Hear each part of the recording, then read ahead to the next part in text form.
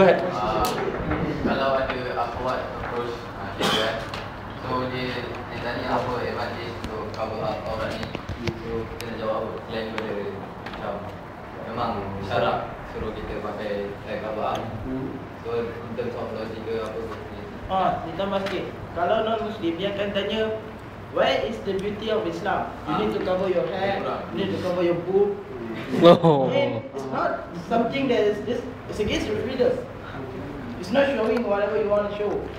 It's a freedom of a woman to show whatever she want to show.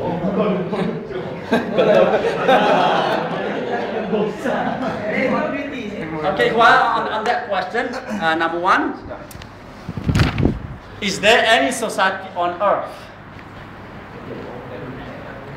that does not regulate dress code? The answer is no. Well, let's make a society where everybody goes naked. Imagine like a futsal naked, Carrefour naked, going to classes naked. Would that society survive? Honestly, I think my appetite will be killed if I'm sitting next to Sami Belu naked. Honestly, every society. Next, all religions actually regulate how men and women dress. Look at Maryam. You go to any church, anywhere, you will never see her face showing any hair. This is Mother Mary, is it? Was it? Mother Mary. Mother Teresa? Yes, Mother Teresa is a Catholic nun. But all nuns are required to cover exactly the same way the Muslim women cover, basically. So, as let's say the man who was saying this, or the mother who was saying this. So, Mrs. Chong, you have a daughter aged 15. She's truly sexy and beautiful. Do you want her to go to Sawi Pyramid naked? And I'm pretty sure that she will say no. Honestly, because something that is precious that does need to be protected. And we all know that something in life that is precious cannot be shown. You have 1 million, you don't go around and showing everybody and tabu do it because you protect it, isn't it? You put in the safe in the bank with how many locks?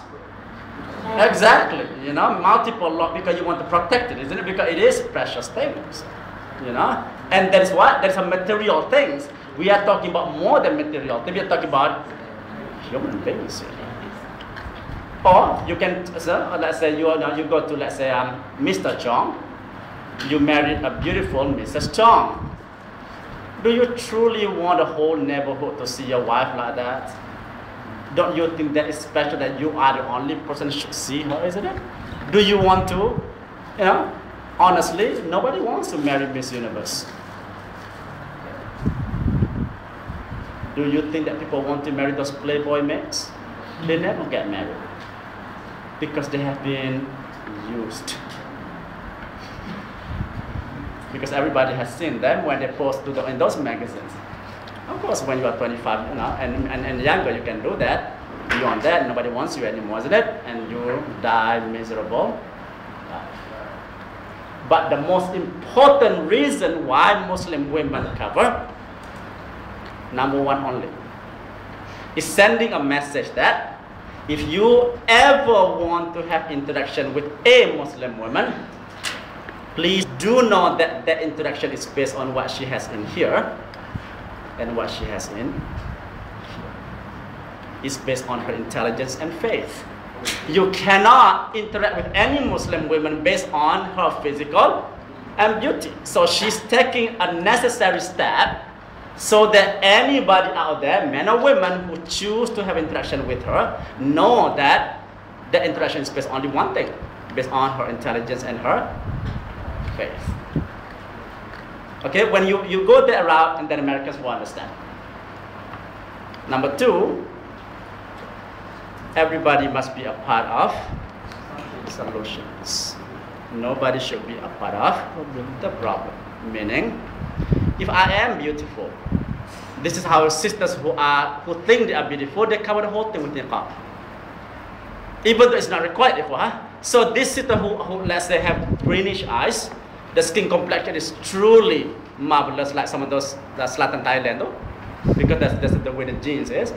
If they walk and every head turns, therefore it is part of her obligations not to make the heads turn. So what does she do? Cover, because she doesn't want to tempt other people. Neither should she be tempted. Everybody needs to play the role, basically. So that's the beauty of the concept of hijab in Islam. Yes, you can interact with Muslim women, isn't it? But do know that the interaction is only allowed based on here and here, nothing to do with how she looks. And on then, we truly appreciate humans the way they're supposed to be appreciated, isn't it? Muhammad is more horizontally challenged. Some other people are much slimmer, but who cares? Because we evaluate him based on what he has here and what he has here, isn't it? The rest doesn't really matter. So how do we get there? One way to get there is cover. And also tell the non-Muslim, not just women have to cover, men also have to cover, because they have this impression that men can go naked, women have to cover, which is a wrong impression. Men too, good Muslim men will not go around and no shirt and all this kind of thing, because they know that they can also cause problems. Because some women like your chest, you have to cover your chest lah. Isn't it? Okay, some women like your butt, so don't pakailah seluar-seluar yang ketat. It's the same lah maknanya, okay? Okay, so either pakai seluar yang longgar atau let your shirt loose ke bawah lah. You know? So it's the same lah. Okay, go ahead. Any question, anybody? Alright. Okay, yes, go ahead. Dari segi tudung kan? Kenapa lelaki tak ada tudung? Alright. Yes, sila. The non-Christian, the non-Muslim, they all say that it is not just for women to cover everything, but not men. If you want it, there's no justice for women. If women cover everything, why shouldn't men cover everything? Okay, so tell them, can men get pregnant, please? Men, if you want to define equality based on what? That men and women are equal, then you are lying to yourself, because men and women are not equal biologically speaking. So stop lying to me, because you know that's a lie. That men can never get pregnant. It doesn't really matter how hard they try. Isn't it? Okay. What is it? Why? Okay. The funny answer to that is, okay, how much money do women spend on shampoo? A lot. Because hair is part of their definition of beauty. And men do like women's hair, not chest hair. Alright? Yes. Right?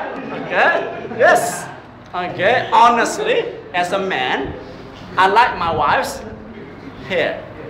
Now you like to smell it, you like to play with it, basically. Okay, not basic hair. Okay, right.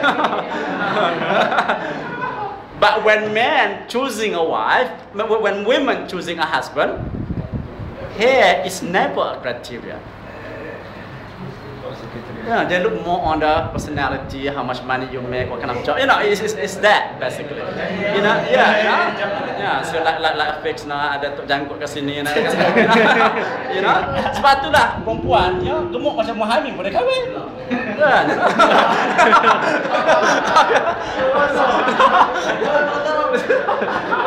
Sebab to them it's not really important anymore. Because they look at the whole person's personality.